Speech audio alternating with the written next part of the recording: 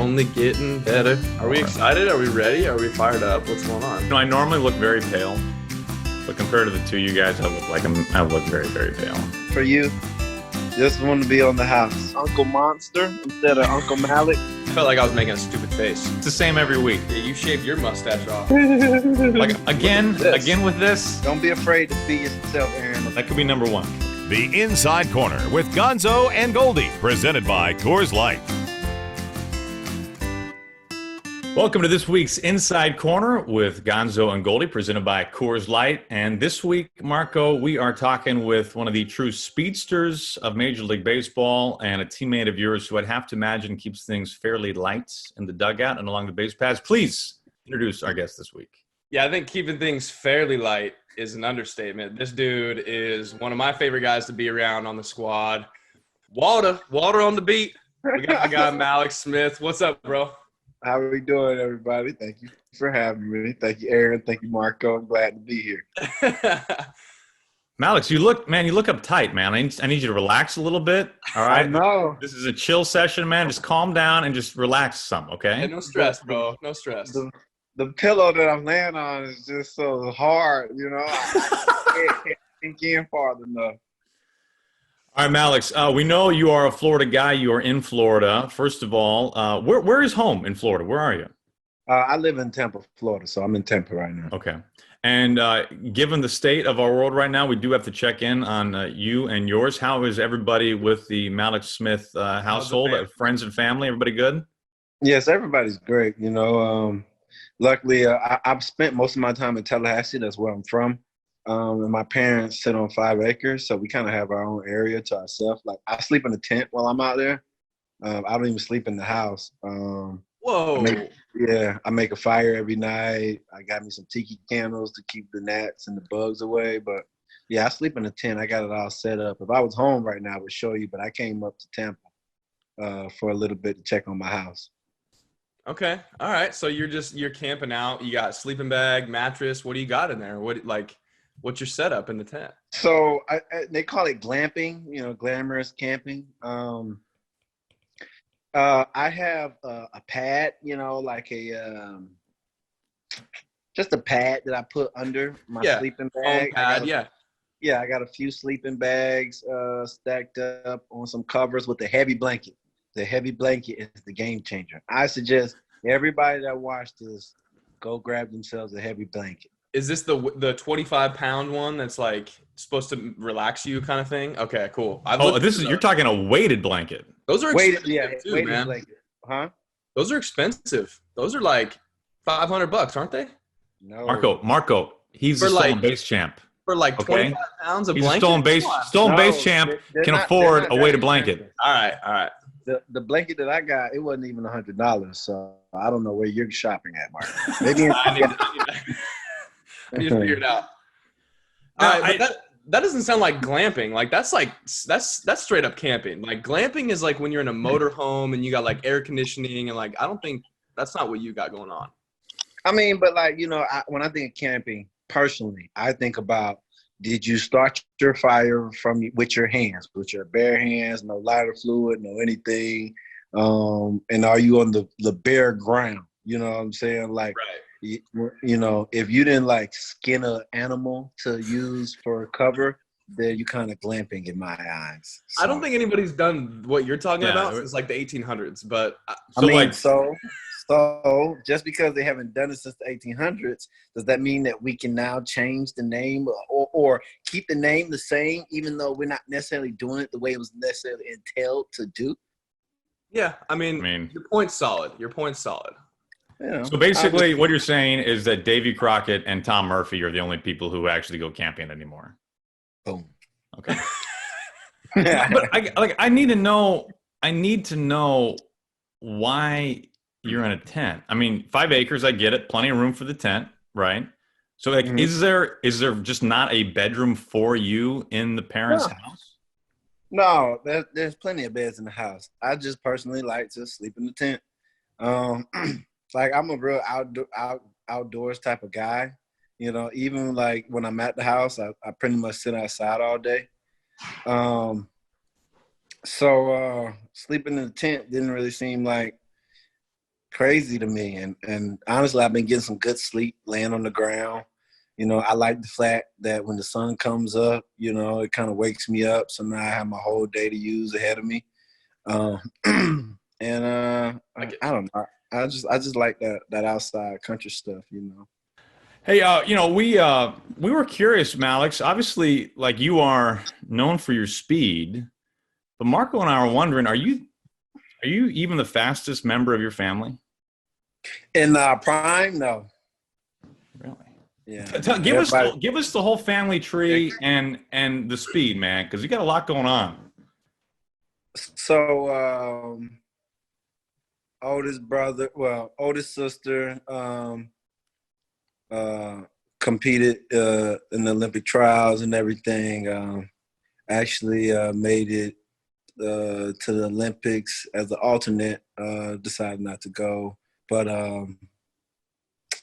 yeah, she ran the 100-meter hurdles. My brother played running back at Arkansas. I played a little bit of baseball. That was actually his love. But I played running back at Arkansas. My baby sister, which is older than me, but I have two older sisters, so I call one my oldest and one my baby. Gotcha. Yeah, she ran at UF, and then me, I played baseball. And then baseball, everybody's just like, "Ooh, you're so fast!" And then like to them, they're like, "You're all right." They're like, he's kind of just he's the 90-foot guy. He's not. Yeah. So wait, your parents, they were involved in sports too. They're track people as well, right? Mm-hmm. So my mom ran track and my dad played football at the University of, at FAMU, Florida A&M University. And what events did your mom run, and how successful was she in her events and what she did? You know, so my mom still holds records at her high school in Tampa. And then she actually performed well in college, but she ended up getting pregnant by my father, so that cut her career short. And my dad is he's in the FAMU Football Hall of Fame at his college, so you know he did pretty well for himself also. Now, Mallex, there's a story floating around there that when you were like a younger kid, maybe end of elementary school, junior high-ish, that like mom was not impressed with your running abilities. Like, is this true? It was yeah. So it happened. Roman Quinn plays for the Phillies. We always used to race when we were younger, and it was one time he just blew me out the water, and my mom was sick to her stomach, and she was like, "Oh, I didn't raise no slow boys in my family." And after that, we was on the track. We were on the track a lot, and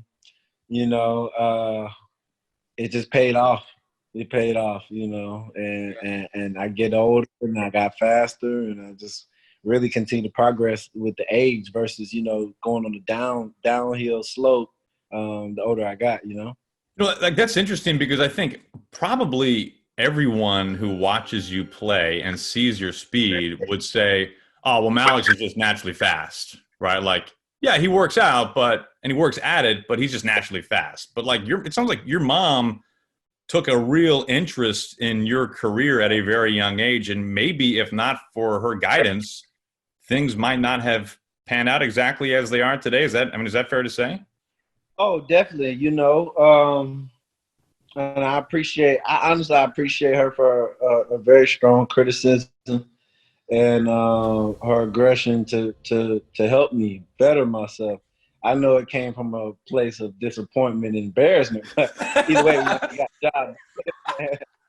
Yeah, but you know, so like in college, in high school, during lunch, me and my mom got together and we were on the track, and I would send some of my friends to go give me something to eat, and then I ate during my fifth period, and then, you know, that's how we did that every day. So yeah. Every day your mom would come to your high school and work you out at lunch on the track? Wow. Things that people don't ever see. And I don't know, I've never heard that story, but that's like a whole nother level of training for speed. And I don't know. I don't think I'd be able to handle it if my parents showed up on my campus at lunch. I'd be like, get the heck out of here. Like, I'm trying to do my thing. Like, let me do my thing. So you're at lunch. You got like 30 minutes, probably 30, 45 minutes, something like that. What kind of training are you doing during that time? Like on the track, like what's the whole routine like during that time? So for the most part, we're just going over short sprints. Okay. We wanted to prepare for the 60 and stuff like that. So, just working on my turnover and just, speeding up, my foot traction on the ground, just trying to get up and off the ground as much as possible. And the distances change, but for the most part, it was everything up under 100 meters. So the Mallex, you're saying this all with like a sense of humor and joy, but it does sound like there was kind of some pressure on you. I mean, you admitted that, to not be the black sheep in the family and be the slow guy. When did you, and also just to have success that could maybe get you a scholarship, when did you feel like, all right, like I've progressed, I've come up to the level where I need to be, and now I'm kind of my own guy, and I can hang with my brothers and sisters athletically? So, I was never truly in competition with them because, the closest in age was 4 years ahead of me. I just knew that, and we all did different things. I just knew that I wasn't going to not get a scholarship, or I wasn't going to not, pan out to do something what I felt was extraordinary in my field. I was never really like, oh, I got to live up to anything personally. That was just the stigma that everybody would put on to me. Yeah. I just knew that I saw my siblings as like marks. So like my sister did this, and then my brother went in, he rushed in the SEC, leading the SEC in rushing and stuff like that. So I'm like, oh, okay, so my peoples can do this. I'm going to take what I'm going to do, and I'm going to be on, I'm going to top that. So more than anything, like I just took it as, oh, that can happen, that can happen, that can happen. I know, because growing up, the biggest thing, the biggest dream killer is the fact that you don't see anybody do what you're trying to do. And the best thing for me is I had 3 siblings that took it to the next level and performed at a high level. So I'm like, I want to take it to the very next level. All right. So you definitely did that, right? Like you make it, you get drafted, you get into pro ball, you eventually get your call up to the majors. Mallex, we got to talk about your big league debut, man. Because your big league debut, you're batting leadoff, right? Yes. You're batting leadoff for the Braves against the Nats, and you're only, pitching or you're only facing like one of the greatest pitchers of his era, right? You're facing Max Scherzer, Mad Max, and you get a hit off of him, correct? Mm-hmm. All right. Now, I'm sorry, Mallex, you got to tell us the rest of the story. So I finally got a hit, and then I go to attempt my first stolen base, and I took off, and I was like, yes, I'm so excited. I get to finally steal in the major leagues, and then I go to throw it. All felt like it happened in slow motion. I saw the throw beat me. I felt the tag, and then my helmet fell off, popped up, hit me in the face. And then I got this big gash that, that's what I got stitches for right there. And like the lid of the helmet got you, right? Like the visor part, right? Mm-hmm. Yeah, right? Mm-hmm. So next thing I know, Daniel Murphy says, hey, you're bleeding. I'm like, nah, I'm fine. Then I feel the blood drip down and catch me. And he was like, you need to go see your coach. I'm like, nah, I'm good. And he was like, you need to go see your coach. And I walked over, and Bo Porter looked at me, and the first thing he says, oh, that's going to need stitches. You got to come out this game. I'm like, there's no way I'm coming out the game. He's like, Mallex, you can play tomorrow, but that needs to get fixed. So you're going to have to come out the game. So, my major league debut, I played 4.5 innings and came out with a head injury. Now, what was the brothers and sisters talk like after that? And was all the focus on congratulations and this is the accomplishment of a lifetime, or did you get some razzing? There was definitely a lot of congratulations. And then, they definitely talked trash. They were like, we flew all the way up here and you couldn't even finish the whole game. I love it. Things are a little bit harder up here, I see. Yeah. Yeah. I am curious, Mallex. Marco, you know this about Mallex infinitely better than I do, but in all my interactions with Mallex and every time we see him interviewed, Mallex, it seems like your outlook on life is one of nothing but positivity. And even in this situation, it could be easy for somebody to be embarrassed by it and not want to talk about it, but you clearly are seeing the glass half full of it and can smile and laugh at yourself a little bit. I'm curious kind of where this take on life came from, is because it's very refreshing, and obviously a lot of people wish they could have a similar approach. Well, first of all, I just feel like I'm truly blessed throughout my life, through all my ups and downs. They've all been blessings, and I established early on in my life that I felt like I was put on this earth to spread joy.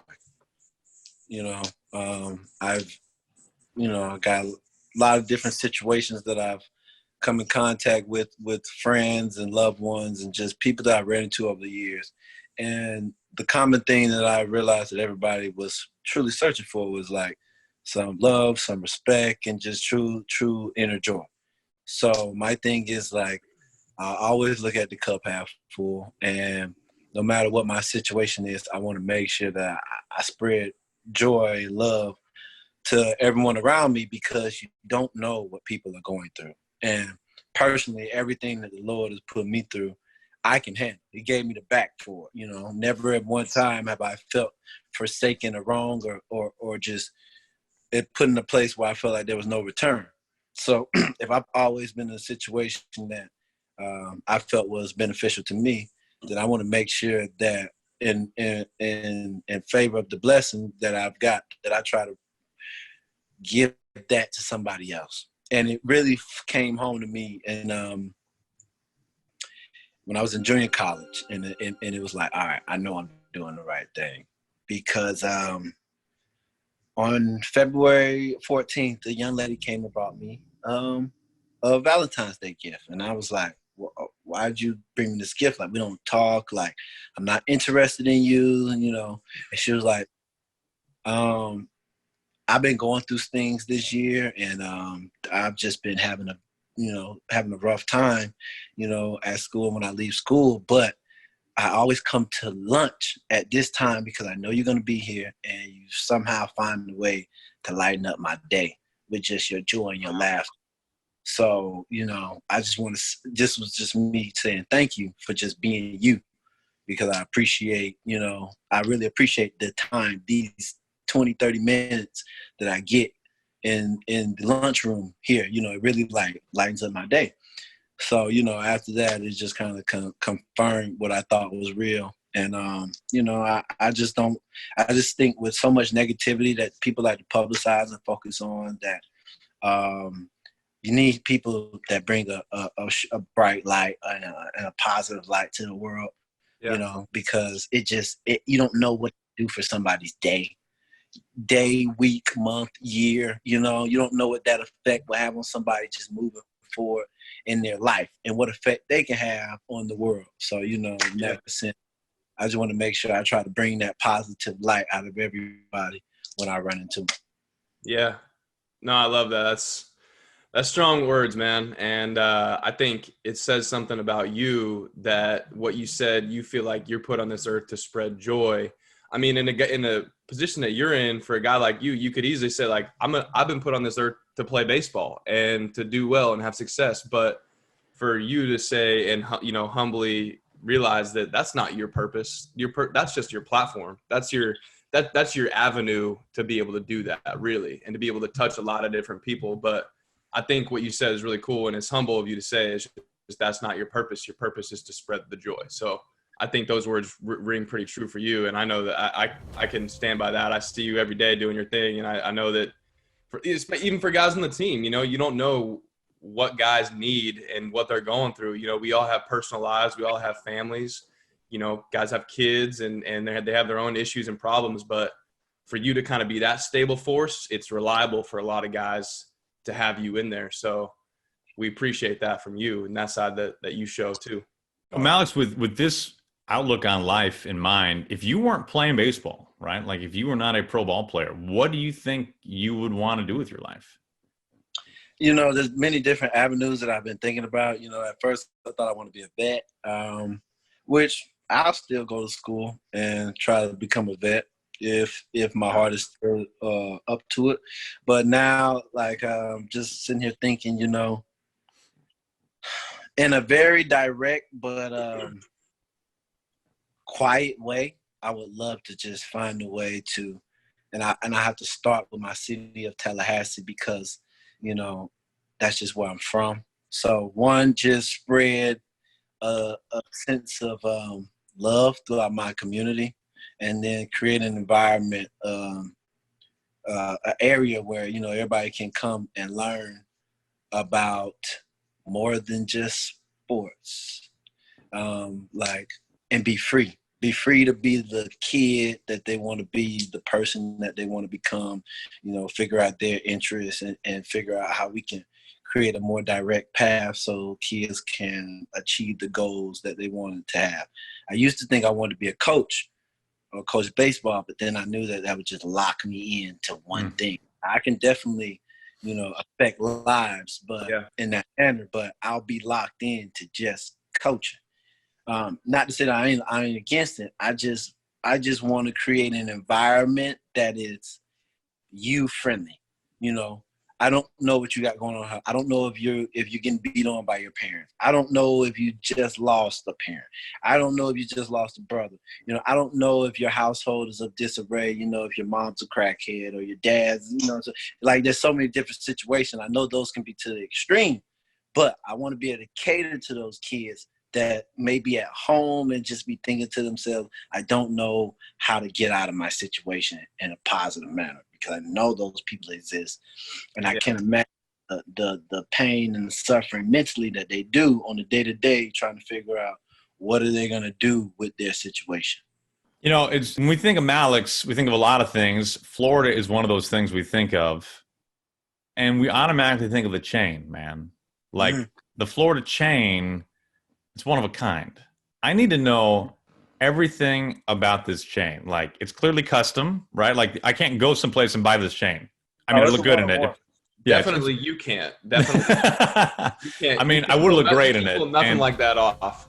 And Mallex will let me wear it one day, I know. So, like, when did you get it? How did you get it? What does it mean to you? And how do you not concuss yourself every time you run with this thing out? That's what I said. Thank you. Wow. So the concuss part, I don't know. I don't have an answer for that. So, it's just a representation of me. I've never been a tattoo guy, or none of that stuff. I'm not super flashy. I know a lot of people see the chain, they think, this guy's a super flashy guy, but in actuality, no, not really. It just means a lot to me to be from where I'm from and to have made it. And I want, I be hoping that the kids back home get to watch it. And just, kids all over the world in general, but I'm just being biased to my home city. I want them to know, listen, I got y'all in my heart wherever I'm at, because of all the experiences that I went through there. You guys, the city itself has helped mold me to be the person that I am, And like I said, we don't have a whole bunch of stars that come through our city. So the last thing I want to be is somebody in the position that I'm in, and then they don't even know where I'm from, and they could be growing up in the same neighborhood that I've grown up in. Yeah. I like to put that out there because it changes your thought process when you know somebody that is doing it or doing it and they're from your area, it just changes your perspective on what you can do for yourself. And then especially with me being the size that I am, not a big guy, my thing is for kids, why can't it happen to you? It happened to me, why can't it happen to you? There's nothing more special of me than it is of you. You know, all you got to do is take aside some time, dedicate it to your craft, and don't ease up on it until, you know, the fat lady sings or the chord runs flat. Just leave it all out there. Don't let anybody tell you what you can and cannot do. Don't let your circumstances or your situation, you know, stop you from doing things that you desire to do. You know, because it's easy to make excuses for why you don't do certain things. I just want to remove all excuses. Like, no, people from this city can't make it to. People from this neighborhood can't make it to. You know, so like, there's no excuses. The only thing is, what are you willing to sacrifice to get to where you want to be? I love it. One of my favorite, tidbits, moments from the Florida chain. And I remember one time, I think during a game last year, I'm like, dude, what if like you're stealing a bag and the same thing with the helmet, like it comes up and it pops you in the tooth and it pops your tooth out. I'm like, and I remember I was like, what do you do if this thing pops a tooth? Because it's like you hold it and it's like, it's got weight as you would expect, right? So I'm like, what if it pops a tooth out? And I'll never forget your answer. You go, well, then I'll just get a gold Florida tooth. and I lost it. I was like, that's perfect, man. That's perfect. Oh, man. Mallex, have you ever lost the chain? No. Good. I mean, you have to take it off to lose it, and I'm guessing you don't take it off too often. No. It's a part of me. It might as well be a tattoo. You know, Mallex, we know that you're a speed demon, but like there are guys who wear the high socks, right, and the pants to the knees, but then you take it like to the next level, and it looks real good running the bases, and it look like it. I think it actually makes you look faster than you might actually be. Can you tell us about the bloused knees? How bloused do you eventually want them to be, and what is the inspiration for this? The dirty mids, man.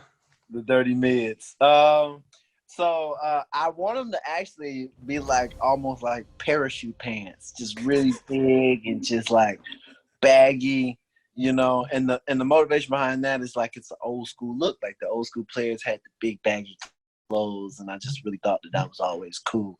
So, you know, I just try to mimic that. But, you know, now everything is like real slender, slim fit type of clothing, you know, and it's like that's the style. And it's like, well, that's not the style that I like. So I'm not going to necessarily just do it because everybody else is doing it. I'm going to, if your guys are going to give me the option. You make your own pants. You literally make your own pants. You get them tailored.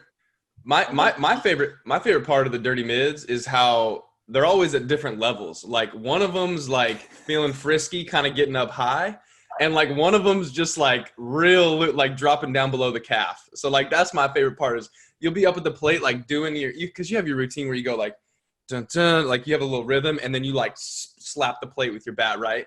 And I'm just like watching you do it, and like one of them's just like it's like this. It's like one of them's like down. That's my favorite part about it. Okay, before we move on, Marco, in discussing your appearance on the Inside Corner, Marco brought up something about a beverage.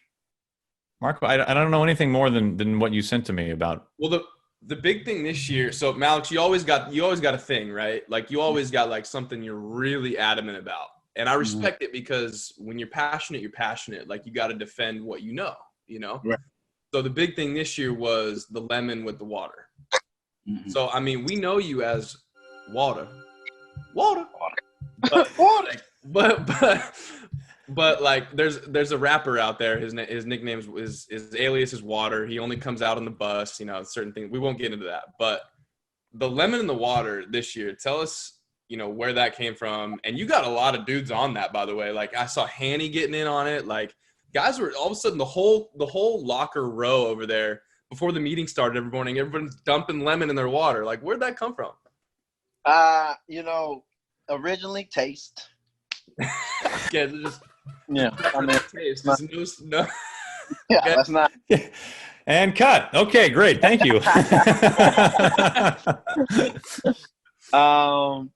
But it has a few health benefits that are really well. You know, the biggest one for me was a settling stomach. Okay. I sometimes my stomach gets rumbly, so it settles my stomach. If anything gets crazy, and I just found out for COVID is actually lemon and lime are actually good things to put in your water. It helps fight against the COVID-19 virus. So if nobody knows that now, then boom, there you go. So you're welcome. You're welcome for the facts. Yeah. For the medical advice. Mallex just saving lives, everybody. Just saving lives. Marco, and if it wasn't for you, man, your investigative skills helped bring this about. So, hey, man, you heard it here first. Lemon and lime, you'll be COVID free. So, I just the idea of call it 10 dudes in a big league clubhouse with water and lemon slices. I wouldn't guess that, but I'm glad that Mallex set the trend. Unity. You get guys you're right. in something, pulling the rope in the same direction. That's what we're trying to do. So that's how it starts. Little things, All right. This is Coach Wedge chiming in, Mallex. He wants to know, we've talked about custom pants, right? He wants to know, you're going to get a custom fit helmet this season? We're going to get a chin strap on here. What's going on, Mallex? How am I going to keep the helmet on tight? I've asked for a custom made helmet, Coach, and they told me that was no such thing. So this is what I'm going to do for you, Coach. I'm going to play a lot better so that it turns into a custom made thing, because they don't want, one of their top guys' helmets flying off all the time. I got to tell you, this could be like an endorsement situation where someone comes in and be like, hey, we represent the fastest guy in the MLB. He's got to have a chin strap on. He's so fast, and he's got to have it custom snug, like a race car driver thing. Because this thing's coming off like this, and it's got a logo on it. We're talking endorsements here, right? Marco, I like where your head is at. I'm open for if you want me to represent you in this endeavor. I'm open. Well, if you represent him, I would work on the phrase "custom snug" just moving forward. Unless you're going to TM that, yeah, exactly. Mallex, I don't know if I told you this. I think I have. My 5-year-old, when he is you in the backyard, after he gets the hit and he runs the bases, halfway from second to third, he just starts shaking his head to wibble wobble his helmet off, and then he scores from third onto home. So you are, if you get the custom snug that Marco so badly wants to represent you for, you would lose. I think you're trademarking mini backyards around the Pacific Northwest. May I say the country? Something to think about, man. Something to think about. Coach Wedge, maybe this isn't a good idea. I don't know. And you definitely just put a wrench into my whole thought process. So Thank you. I'm going to digest that and get back to you later. Mallex, it is now time for a little segment we like to call Quick Pitch. This is fast. It is furious. We take no prisoners. All right, first question. It's breakfast time before a day game. Breakfast burritos or breakfast sandwich? Burrito. All right. Would you rather sing on stage or dance on stage? Both. Gotta do one. You got to do one. Sing. Okay. Are you going to be dabbling in video games or board games if you can only choose one? Board games. And your game of choice would be? Monopoly. Love it. All right. Don't know if you're a wine guy, but if you are, white wine or red wine? Red. Along those lines, Mallex, Scott Service, your manager, is coming to your home for dinner tonight. What will you be cooking for him? Steak and mashed potatoes and spaghetti. Not spaghetti. Steak, mashed potatoes, and asparagus. Real hearty. Okay. Yeah. All right, a little baseball question here. Any pitcher, alive or dead, past or present, who's one guy that you would want a homer off of? Randy Johnson. Today is your day to eat whatever you want. What is your cheat day binge food, Mallex? I guess pizza. Toppings? Pepperoni and sausage. With cinnamon crust. Oh. Right. Okay. Right. Okay. For a little dessert at the end, right? Right. Okay, I got you. I like Do you eat that. all the crust at one time? Do you go to the crust and then hammer the crust all at once? Or do you go pizza crust? You know what I mean? Pizza crust, piece of crust. Wow. All right. Gotcha. Impressive. Okay, you can only watch one. Don't know if you watched it, but would you rather watch The Bachelor or The Bachelorette? Cannot choose neither. The Bachelor. The Bachelor, of course. Okay, all right. You cannot choose yourself for this. Which current Mariner is most likely to win Survivor? I'm just going to go Murphy. Tom Murphy. Oh, yeah. Along those lines, which teammate is most likely to have made his own hand sanitizer? DeVar's Gore. Now, D's been a very popular answer for hand sanitizer. Back to baseball question. Would you rather make an all-star team or swipe 60 bags? All-star team. Griffey or Edgar?